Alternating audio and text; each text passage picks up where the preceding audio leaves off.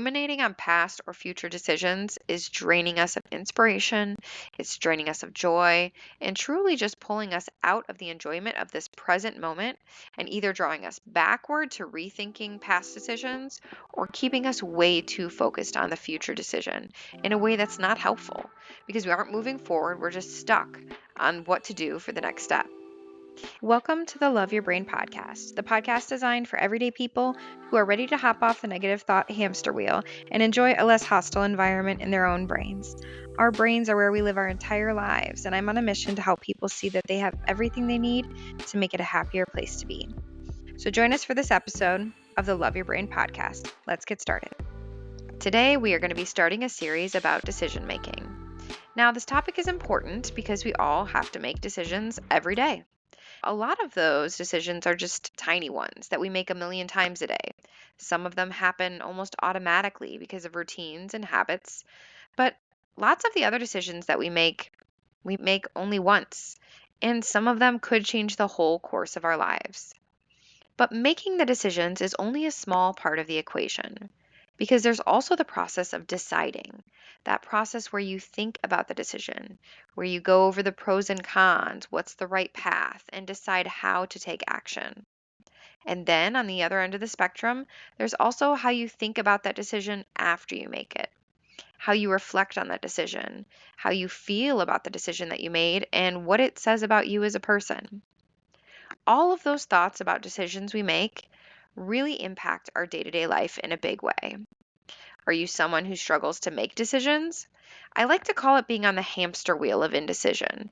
So many people waste so much time and energy going over in their head, what is the right decision? It's like a hamster running in its wheel, not going anywhere, but revisiting the same spot again and again. Or maybe you're someone that has regret about past decisions you've made.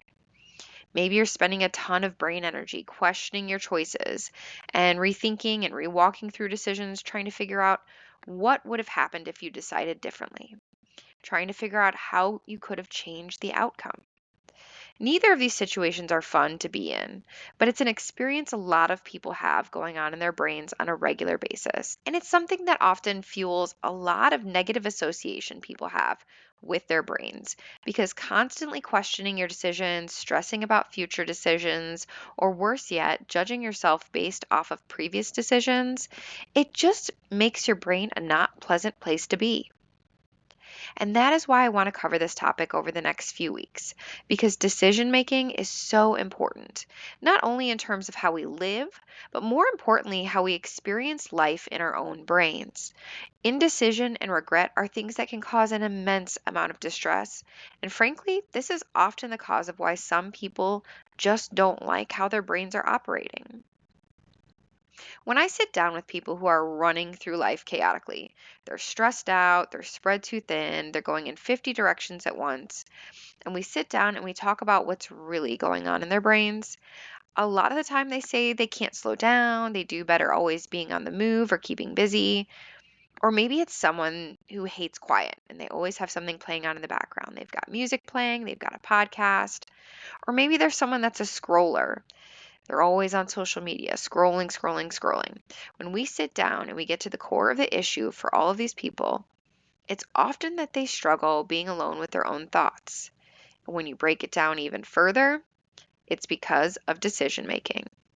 They might be someone who has a lot of regret about past decisions and is constantly thinking over what they could have done different, or questioning why they made that decision, or just judging themselves over and over again for making quote unquote the wrong decision.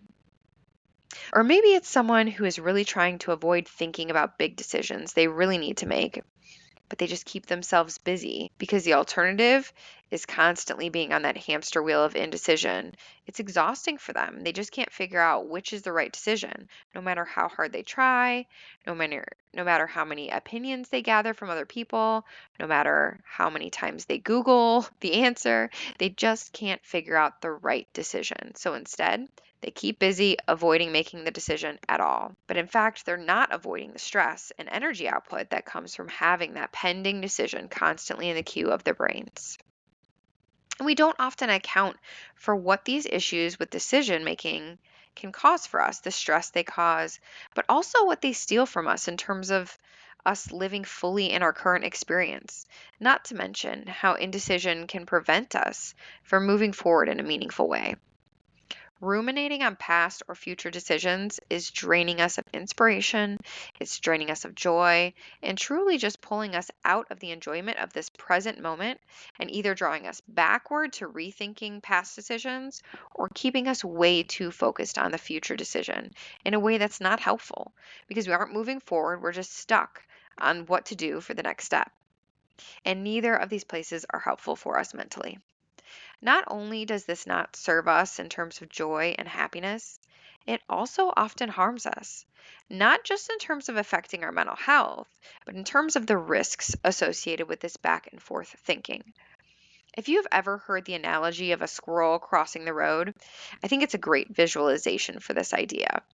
When you're driving down the road and you see a squirrel on the side of the road going back and forth trying to decide if and when they should cross. Sometimes they'll run out a little bit, chicken out, and run back. And then they'll go back out again, and then freak out, and then run back to the side again. Constantly overthinking, constantly questioning their decision. And sadly, that is often how the squirrel ends up as roadkill.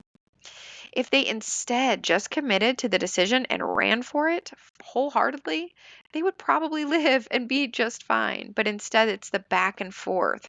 It's the should I do it, should I not do it, getting stuck in all the details. That is where the danger lies. And I believe the same goes for our decisions. If we can't confidently move forward in our decisions and not look back, we aren't really living empowered in our own path. And it's a dangerous place to be. You're not bringing to the world what you were brought here to bring.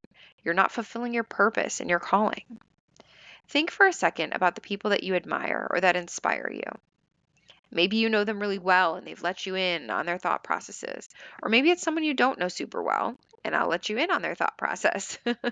How do you think they are moving forward with their decisions? Do you think they're stewing on those decisions? Do you think they're rethinking a million times before they take action? Sometimes maybe, but often not. They're often arriving at a decision point at a crossroads or stumbling on an opportunity, and they are moving swiftly. These people that are energetically inspiring to others, the people that are out there doing really incredible things, creating cool inventions, finding amazing solutions to big problems, or just living life in a way that inspires the world around them, those people often don't spend that much energy on decision making.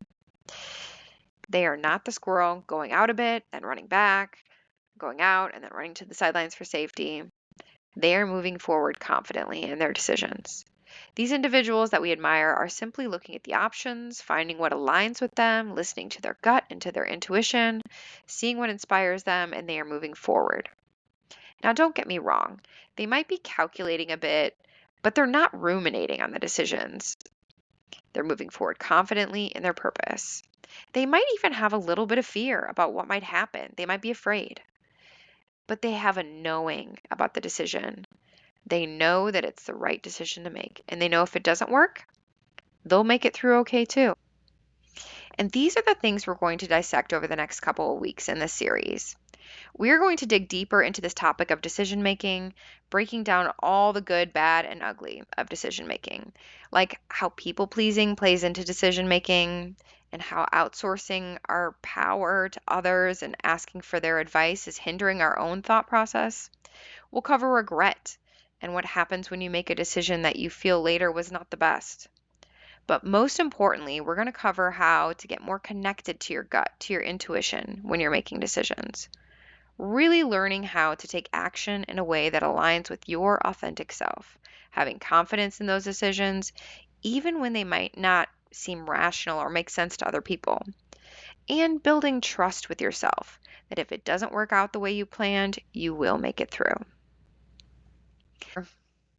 The truth is, when we think back on those people that inspire us, the people out here doing really cool things, most of them often aren't making run-of-the-mill decisions that make sense to all of us.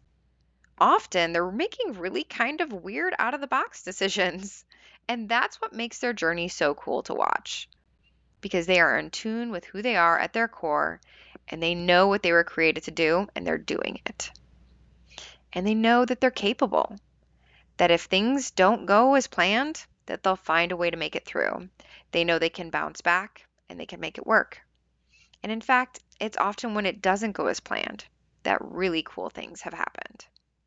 My hope for you is that over these next few weeks, we'll gain the knowledge and skills to become more confident decision makers, that you'll feel more at peace with the decisions you've made in the past, and more excited about making decisions going forward. That in and of itself will make a huge difference in your own thought life and how you experience living in your own brain. And frankly, I think your outer life will be impacted as well, the life that people see. It can also start to look a lot different as you begin to move forward in a way that is powered by your soul, by your essence, and less according to how you think you should or shouldn't make decisions. And who knows, maybe you'll become that person that inspires others, that person that other people admire for how you're moving through life. Now, what I want to leave with you today is a story about a decision I never regretted making. And I'm sure we all have a few of those, right? Those decisions we just look back and we never regret. We feel great to this day about that decision we made. And the reason I want to share this story with you is because I really want to inspire you to think about your own story of the times that you've made a decision you felt really good about, because it's going to help you as you move forward on this journey through this series on decision making. So, for me, I grew up a very worried child. I feel like I should just preface this story with the fact that I was an overthinker from a very young age. I think that will help you understand a little bit better about me moving forward and making this decision I'm going to tell you about today. But basically, even as a kid, decision making was never easy for me. I was constantly ruminating on what is the right thing to do and really struggling to figure that out.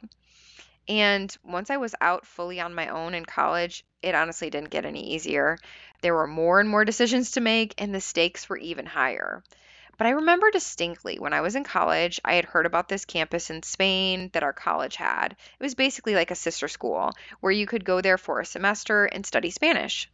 Now, honestly, I never did great in high school Spanish, so I didn't have that much excitement about just learning the language.